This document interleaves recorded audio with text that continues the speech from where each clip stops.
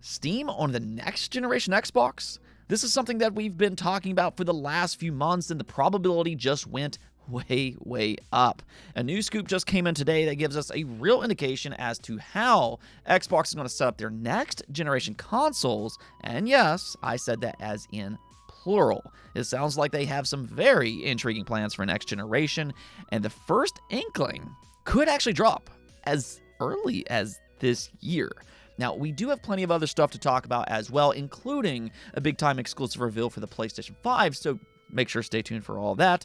But first, I do want to thank my supporters on Patreon and on YouTube memberships. You all are absolutely awesome for what you do, and just thank you so very much. Let's get right into things, though, starting off with last week's big release being Split Fiction. It was already trending in the right direction when we last talked about it, and it continued to rise over the weekend as it reached a new peak high of 259,000 players on Steam alone. Now, even better here is that we got a confirmation that it sold more than 1 million units within its first 48 hours. I mean, this is just yet another impressive release from Hazelight. I mean, I can think of very few studios that has earned the reputation that they have, and that's because I keep saying it, and I'll just say it again here. This studio is hands down one of the best studios in today's industry. And we are very much witnessing an early standout for Game of the Year contention. My friend and I were playing Split Fiction over the weekend, and what I can say here is that the hype is absolutely legitimate. It's every bit as creative as advertised, and it's just incredibly fun. It's constantly changing. It's always going to surprise you. And I really just have to applaud them for not only making a creatively fun game, but also for going against the grain of what the industry oftentimes does. You know, there's a lot of followers in today's industry, but on top of that, they didn't squeeze their fans for extra money. But instead, what Hazelight did is that they included a free friend pass for anybody to invite their friend at no additional cost. I mean, I just think that's amazing when you compare it to other business choices that we often see in this industry. So I'm just going to tip my hat to them for it pretty much any chance that I can get. Kudos to them. Oh, and Sony Santa Monica responded to the ongoing rumor that a God of War remaster will be announced for the PlayStation 5 this month, and possibly at the God of War 20th anniversary panel. They said, "Pantheons collide. We're so excited to bring a selection of the Greek and Norse cast for the God of War's 20th anniversary panel, where we'll be reflecting on the past 2 decades of the series. With such a stellar lineup and all the anticipation we've seen around the anniversary, we do want to be clear that there are no planned announcements for this event." So, I mean, on one side, this does squash that specific rumor that it's going to be announced on the 22nd. But on the other side, this doesn't necessarily destroy all hope that the God of War remaster will eventually be announced sometime in 2025. I mean, they didn't outright deny that they're working on a remaster. They just simply said that it's not gonna happen here. And it's honestly a good thing that they did it this way. You know, otherwise people were going to tune into this panel and then they were going to leave disappointed. What I will say here, though, is that this rumor does have some notable insider names attached to it. So, I mean, it could still eventually happen. All hope isn't lost here. I'd say at the very least, logically, I think this rumor makes sense. God of War is their most played cloud game on their service, and it's still one of their most popular franchises even all of these years later. So because of all of that, I don't want to rule out an eventual announcement for a remaster just because logically I think it makes sense, but just because something's logical doesn't necessarily mean it's going to happen either. So we'll see what happens, but just don't expect it to happen on the 22nd at this panel. All right, so let's go get into the Xbox news here, because this is actually pretty big stuff and also really exciting depending on how you view it. I mean, not everybody's necessarily going to view it the same exact way, but I'd say there's a lot of mystery that currently enshrouds the Xbox brand. You know, they're doing this new multi-platform, but not completely multi-platform thing. They also still have their own console, and what does all this actually mean for their future in the hardware business? Now, I've already talked a lot about this these past 6 months. You know, the more we learn, the more convinced I become that they're working on a next generation platform that's more or less a PC in disguise. And what I mean by that is that it'll be a Windows-based machine, but with an Xbox OS front end. So in other words, when you power it on, it's going to boot into what appears to be an Xbox dashboard. It's going to feel very similar to how the current Xbox already feels. But theoretically, you should also be able to power into Windows on the back end as well. Now, if you have a Steam Deck, then you probably know what I'm talking about here. It's basically the same thing, but of course, Valve uses Linux instead of Windows. If Xbox were to do this, though, then this would kind of open up a unique opportunity for them. We're going to circle back to that here in just a moment, but the reason that we're talking about all of this again today is because Jez Corden from Windows Central dropped a major report about their next generation plans. Yeah, we're already talking about next generation, but let's just go and read what he said here. And there's a lot to go over here, so just kind of bear with me for a moment. He said, first up, Microsoft is working with a PC gaming OEM, think Asus, Lenovo, MSI, Razer, etc., on an Xbox-branded gaming handheld, surprisingly slated for later in 2025. That's really interesting here, but he says if plans are met.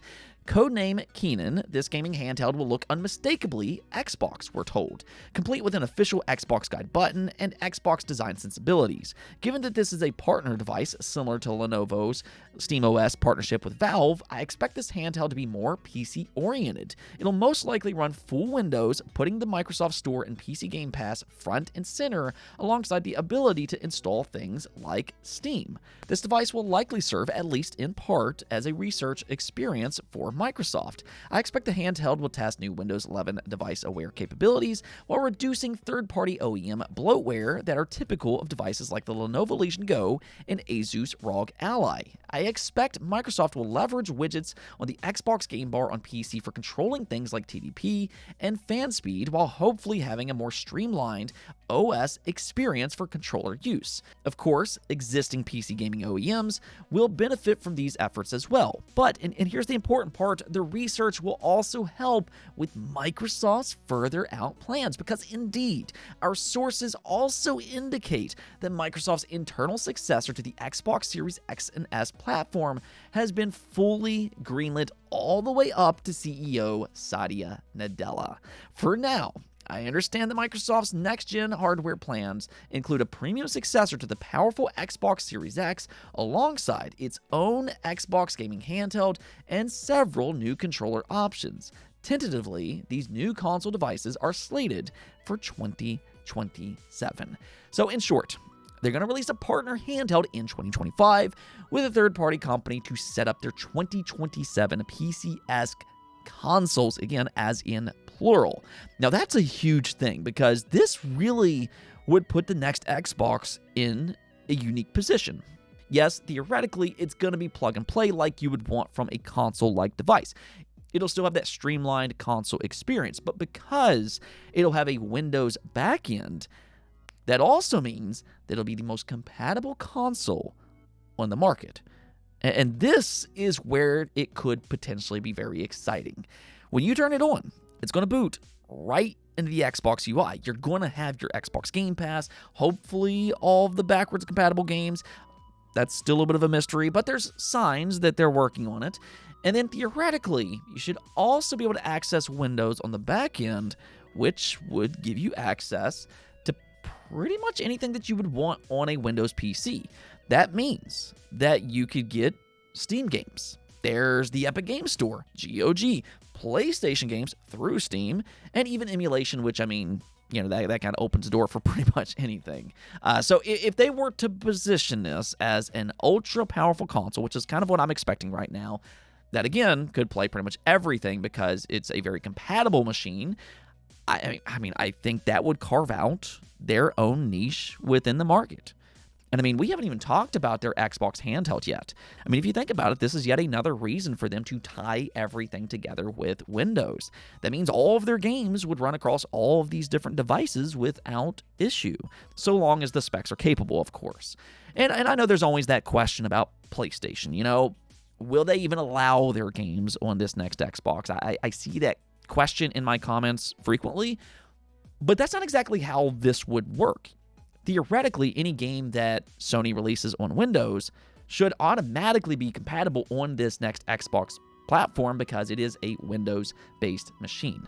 So unless Sony just abandons Windows, which I don't really foresee happening, then they should be available on this next Xbox, assuming that all of this information stays true. I mean, we'll kind of see what happens with all this over time, but for right now, the new release window for this next Xbox seems to be 2027, or at least according to Jess Corden. Let me know what you all think about this in the comments below. Do you think this is a good idea? Do you think it's a bad idea? Let me hear your thoughts in the comments.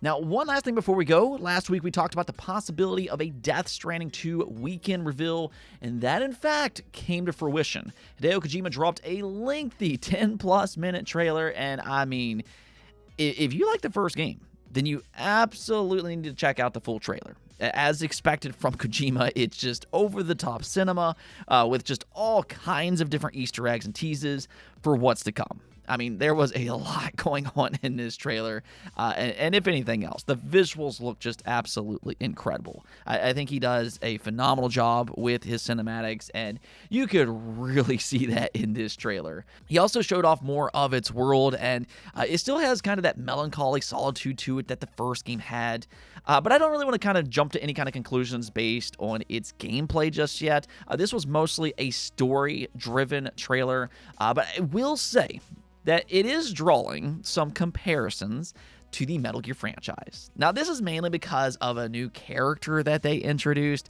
and I didn't really see it at first, but the end of the trailer does make it seem very Snake-like, and I'll just leave it at that. But the most important news here is its release date. It's actually coming a lot sooner than I was expecting because it'll be out on June 26th. Yeah, this is going to be out in just a few months, and this is going to include a standard edition for $70, a digital deluxe version for $80, and then for you just really hardcore Death Stranding fans out there, there's also a very pricey collector's edition that'll run you $230. Now, I'll go and include a picture on screen. It comes with a statue and some different goodies. I don't know. I've seen better collector's editions, or at least in my opinion, but if you just have to have it, then there you go. This is really the first big domino for the PS5 lineup, though, and I mean, what a way to start. I'm definitely going to buy into this one. I'm a big fan of Kojima, and I really want to see where he takes this world next, because for as polarizing as the first game was, it really set up a fascinating world with an interesting narrative and characters. Anyways, though, that's going to be it for this episode, but until next time, make sure to subscribe, ring that bell, and peace out.